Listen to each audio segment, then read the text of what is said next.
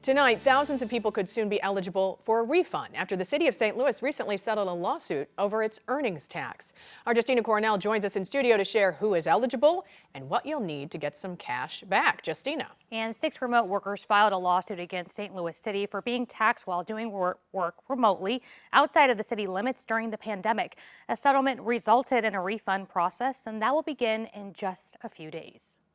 This is on you as an individual taxpayer to either do it yourself or hire a tax professional. St. Louis City's refund application for remote tax earnings starts July 1st.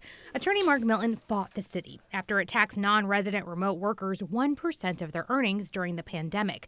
That settlement led us to here, resulting in refunds. So who can apply? Anyone who did not live in the city during those years would be potentially eligible for an earnings tax refund. This applies if you live outside city limits, worked remotely in the years 2020 to 2023, and have a city employer.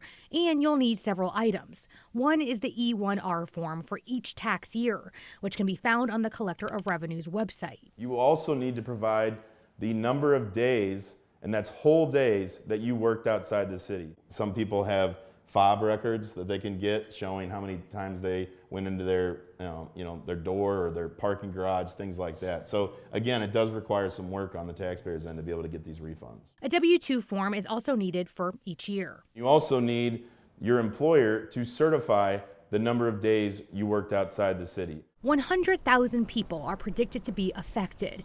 The city has set aside $26 million for the refunds. Milton suggested working sooner rather than later. This is a tight window.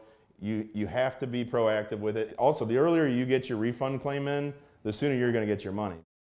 That refund process begins July 1st and it will end September 30th. We're told even if you worked one day remotely, you can still apply.